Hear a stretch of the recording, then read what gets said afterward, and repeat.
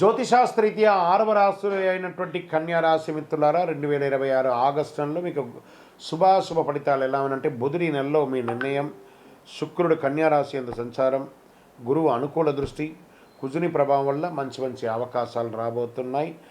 కృషికి గుర్తింపు, ఆర్థిక పురోగతి, కొత్త అవకాశాలు బాగా రాబోతున్నాయి. ఉద్యోగంలో ప్రమోషన్స్ లేదా కొత్త బాధ్యతలు, కార్యాలయంలో ప్రతిభకు ప్రశంసలు, ఉద్యోగ మార్పు కోరుకునే వారికి మీరు కోరుకున్న చోటకి మార్పులు, ప్రభుత్వ ఉద్యోగం కోసం సిద్ధమవుతున్న వారికి పోటీ పరీక్షలు ఆశాజనకంగా ఉండే అవకాశాలు ఉన్నాయి.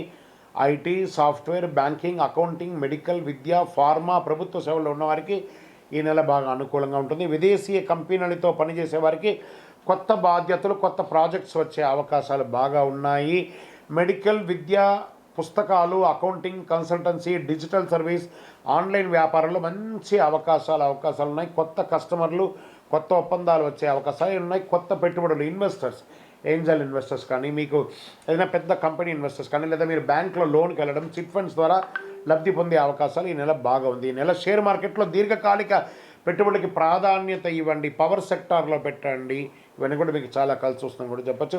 ఊహాగాన ట్రేడింగ్లు చేయకండి, మొత్తం ఇబ్బంది పడే అవకాశాలు ఎక్కువ ఉన్నాయి. ఇంట్లో శుభకార్యాలు జరిగే అవకాశాలు ఉన్నాయి. బంధుమిత్రులందరూ కలిసి అద్భుతమైనటువంటి కార్యక్రమాలు పడతారు. మీ జీవిత భాగస్వామి కోరికను నెరవేరుస్తారు. ప్రేమికుల్లో ఉన్న వారికి వివాహ ప్రయత్నాలు, చిన్న అపార్థాలు తొలగించుకుంటే జరిగే అవకాశాలు బాగా ఉన్నాయి.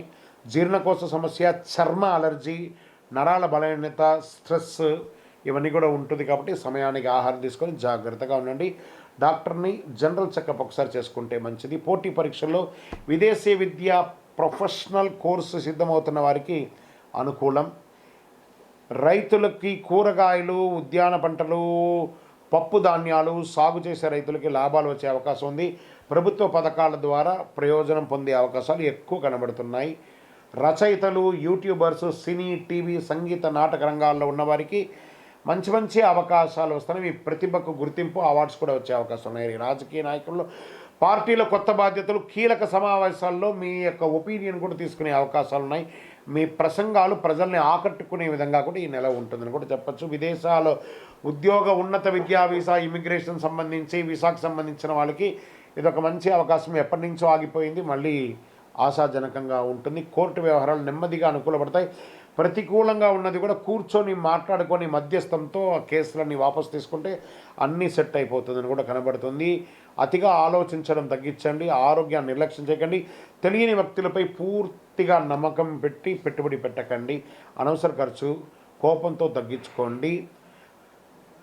ప్రతి బుధవారం శ్రీ మహాగణపతిని పూజించి పరిహారం పొందండి. ఓం భుం బుధాయ నమః మంత్రాన్ని 108 సార్లు పారాయణం చేయండి. ఓం నమో భగవతే వాసుదేవాయ నమః అనే మంత్రాన్ని కూడా చేయండి. విష్ణు సహస్రనామ పారాయణం చేయండి. పచ్చ పెసర్లు పుస్తకాలు దానం ఇవ్వండి.